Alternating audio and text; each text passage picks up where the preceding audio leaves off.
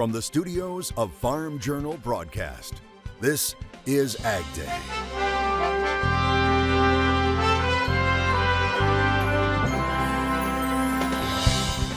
The foods of the future. We head to the lab where students are taking some projects from idea to creation. What's the biggest weed problem on your farm? It's becoming more and more problematic over the years as the resistance has developed to it. How to fight back against your toughest weeds as we begin a new series called Weed Warriors. Plus the cotton market's wild ride. We're trading at record highs, and now we're trading essentially below where we were when COVID started. After a year of challenges, is there room for the market to move? Right now on AgDay. Good morning, I'm Griffiths. It's been a disastrous year for cotton producers here in the U.S. First, they were hit by drought, which cut production. Then they watched cotton prices implode. AgDay's Michelle Rook joins us to see if there's any life support for the market. Clinton, the cotton market hit a two-year low on Monday, but it's had a sharp rally the rest of this week with limit-up closes Tuesday and Wednesday and a stronger day Thursday. So is the cotton market finally trying to bottom? I talked to market experts to find out.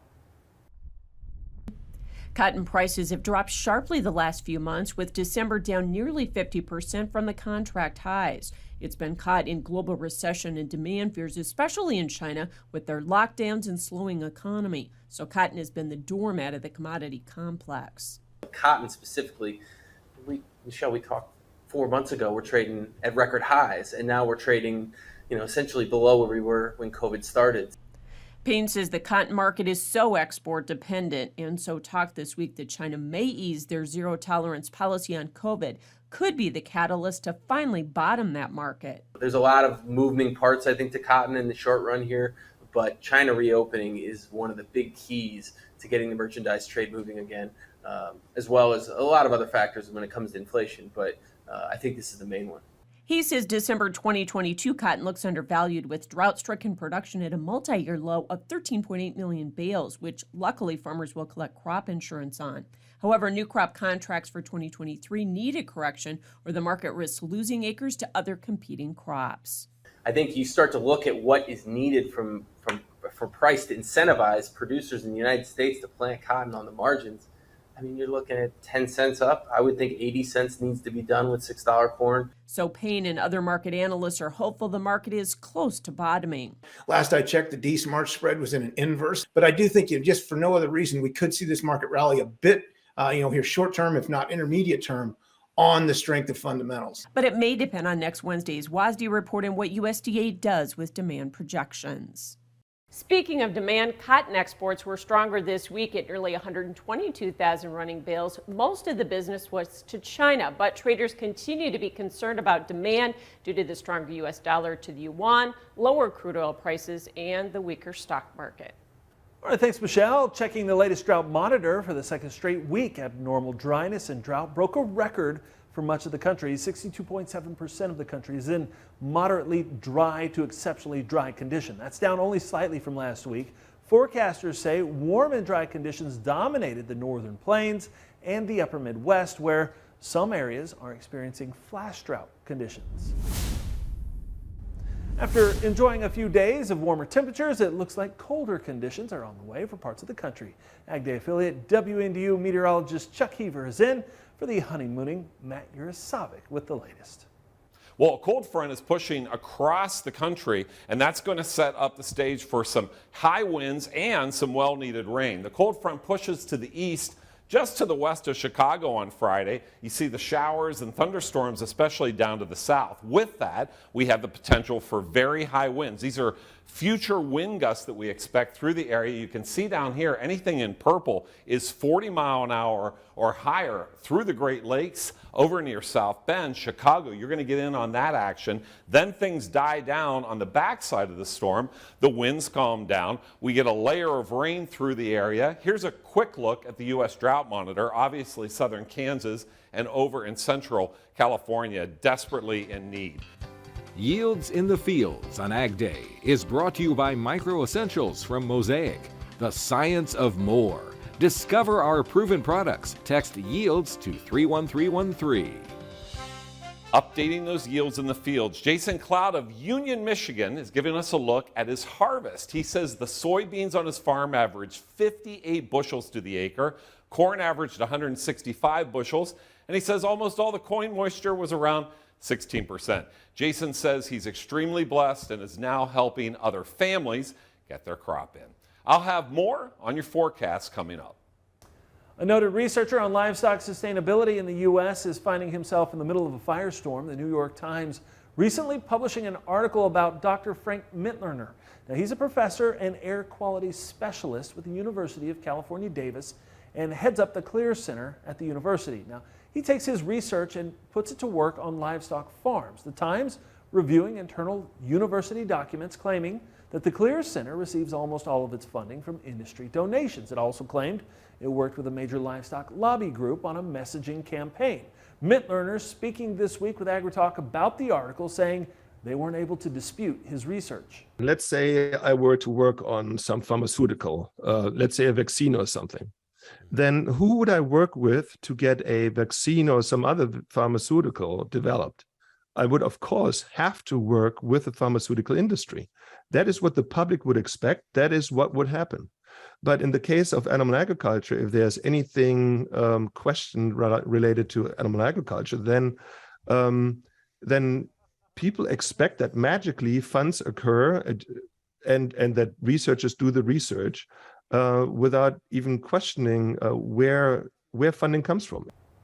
The New York Times article acknowledges there's no indication Mitlerner or the Clear Center violated any disclosure agreements. Mitlerner telling the newspaper, quote, "I cannot help the livestock sector reduce its environmental impact without working directly with its members," end quote. Ethanol plants and grain elevators in the Midwest are on the lookout for the fungus Vomitoxin. Now, feed made from grain contaminated with concentrated levels of the plant toxin can sicken livestock. It can also lead to low weight gain, particularly among hogs. Grain buyers can reject cargoes or fine farmers for shipments that contain it. Now, USDA is reporting early signs of the toxin are emerging in Ohio. It's also reported grain buyers in eastern Indiana are also doing more testing on corn deliveries for vomitoxin. Now, the problem can emerge in those areas where wet weather leads the fungus to grow in corn ears where harvest is either slowed or delayed. Weed Warriors on Ag Day is brought to you by Fierce Herbicides. Find the right Fierce formulation for you at valent.com/fierce. Always read and follow label instructions. Weed pressure is a problem every year for farmers, but in the dry areas of the Corn Belt this season, it was amplified. Now take Iowa. This season, agronomists and farmers agree the #1 weed problem was waterhemp. Now, waterhemp is native to the Midwest. However, it has only developed into a serious problem in corn and soybeans in the last 15 years due to changes in production practices. It is now the most widespread herbicide-resistant weed in the state. Becoming more and more problematic over the years as the resistance has developed to it. And so, again, the main thing there is we need to get some pre-emergent residual activity herbicides out there so that way we just don't have the emergent flushes of that water hemp, and then getting out there with the correct modes of action to be able to really control those water hemp populations. Iowa State University research shows corn yield loss associated with late emerging water hemp has ranged between 5 and 20% depending on weed density. Cornell University research indicates yield losses in soybeans of up to 50% even after herbicide applications. Grain markets moving back down on Thursday. Michelle Rook joins us next with a look and analysis, and later helping taste and test the food of the future in the country.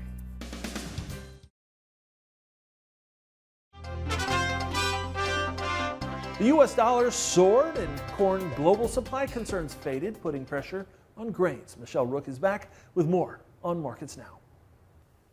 Well, in a day that was mostly lower in the grains, Don Rose, U.S. Commodities, is joining us. And Don, it looked like the sharply higher dollar index and disappointing exports kind of combined to press the grains. Yeah, I think you really hit the nail on the head there, Michelle. It's all about the supply side is for the most part kind of known, although we're getting some private estimates with larger yield estimates, but it's really about that is kind of baked in the market, and it's the demand side that continues to be the anchor on rallies, Michelle. Yeah, poor weekly exports, especially on corn, down like over 50%. And a lot of that's tied to the river yet, isn't it? Well, some of it's the river, but some of it's we're just not competitive in the world market. Not only are we not competitive on corn, but we're also not competitive on wheat. We're only competitive on soybeans because the South America had a drought last year, and they're basically, for the most part, running on empty from their export potential. We also had some poor technical action in both corn and wheat here this week, right? Michelle, again, it's kind of back to the top end of the range. We can't get the December corn over $7. Same thing for the last couple months, basically. Now, technically turning the trends back to some negativeness, back under 680 on D's corn. We'll see if this is a new leg to the downside or not. Same thing on soybeans. Big rally on January beans up to that tough resistance, 1450, 1460. Again, hook reversal, turned back lower. Bean oil's been the leader. Double topped over there, and also looks a little bit toppy. Yeah, I thought maybe the technical action was a little bit better in soybeans just because we were kind of above some key moving averages, but you think that market is breaking down too a little bit here, huh? Well, I think it's hard for soybeans to go up and then corn and wheat go down. So I just think keeping the ratios in line. The domestic demand, Michelle, you can't say enough about it. Very strong on soybeans. Crush margins, $3.5, $4 across the Corn Belt profit. Ethanol margins also, but not good enough, 45 cents a gallon in Iowa, where we have 45 ethanol plants. So strong domestic demand, but it can't overcome the weak export demand. Okay, thanks for joining us. Don Rose with U.S. Commodities and more AgDay coming up. AgDay is brought to you by MetLife Investment Management's Agricultural Finance Group. MetLife Investment Management is positioned to help you grow your business with a competitive farm, ranch, and agribusiness loan. To learn more, visit investments.metlife.com/agriculture.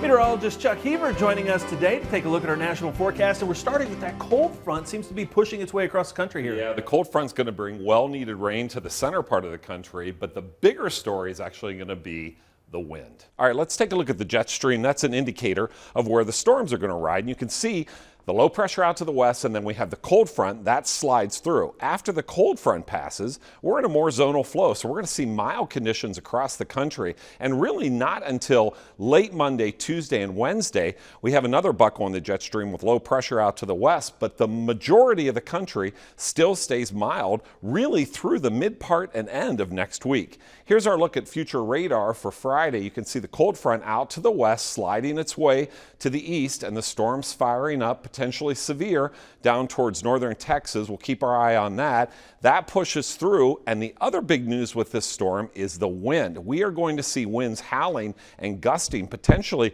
over 40 miles per hour in some locations. If you take a look at the wind gust forecast, this is Friday AM. Anything in red or higher, purple is about 40 mile an hour. Again, these are gusts. That pushes through the center part of the country, riding along that frontal boundary. Look at that, Chicago, South Bend, getting in on that wind action as the day moves along on Saturday.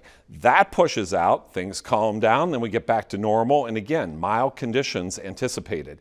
Here's a look at the drought monitor. You can see, of course, southern Kansas, and then out in the valley of California, we have severe or extreme drought. Hopefully with that frontal boundary, we'll put a little bit of a dent in that. You can see the precipitation estimates here, potentially locally 3 inches or more in some locations. Here's a look at the temperatures today. So high temperature around 70 in Chicago, cooler out to the west for the low temperatures, but overly for the entire country, it's really mild. These temperatures are above normal, and that'll continue. Here's a look at Raleigh, North Carolina, high 76, 61. Sandpoint, Idaho, 43 and 34 for the low, and Independence, Kansas, thunderstorms, breezy, high 71, low 40.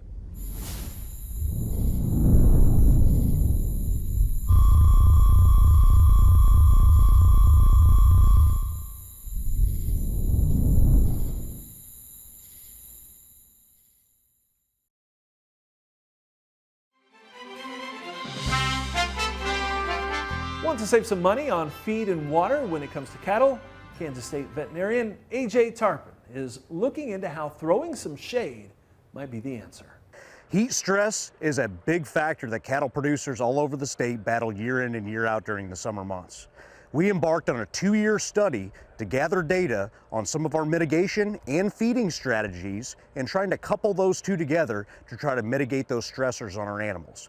We utilize sunshade and also limit feeding a highly digestible ration and coupling those two together to see what the impacts are on heat stress mitigation.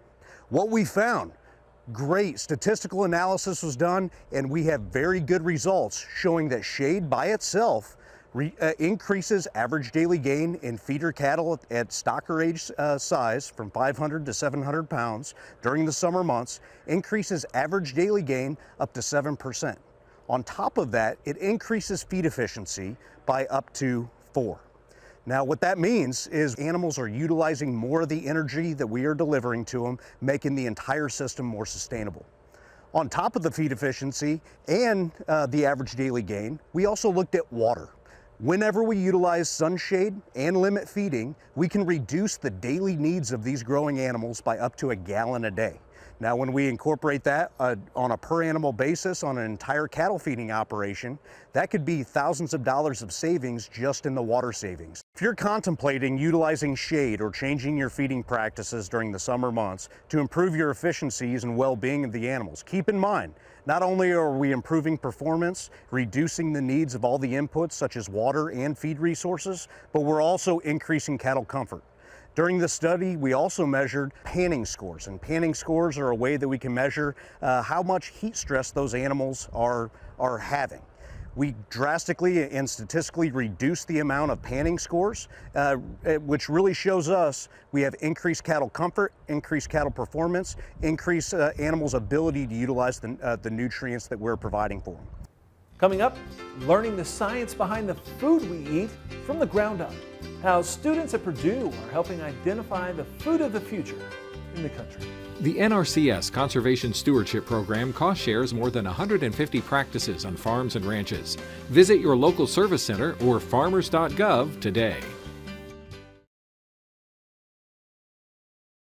Closed captioning on AgDay is brought to you by BASF.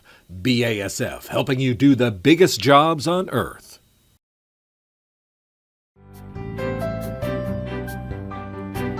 Ever wonder what it takes to bring new foods to market?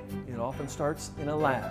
Farm Journal's Tyne Morgan shows us what students at Purdue University are exploring when it comes to the food we eat now and in the future. Step inside this lab at Purdue University, and you'll find a food science pilot plant opening the door for new products by uncovering the science behind the textures and tastes. Any kind of pilot trials will help to accomplish the established parameters for production. So we do lots of trials using this space and lots of different kinds of processing. This pilot plant has been a staple of Purdue Food Science for years, but the Food Entrepreneurship and Manufacturing Institute, or FEMI, is new. We already have a lot of entrepreneur interest and small business interest, as well as some historic large business partnerships that the university has maintained. But we're really after expanding the grower segment to give them the opportunities to launch their value-added products as well. With more than 20 students working with FEMI today, they take a basic recipe from a client and do everything from generating a base recipe to even doing sensory tests. They are measuring color or something like water activity or pH.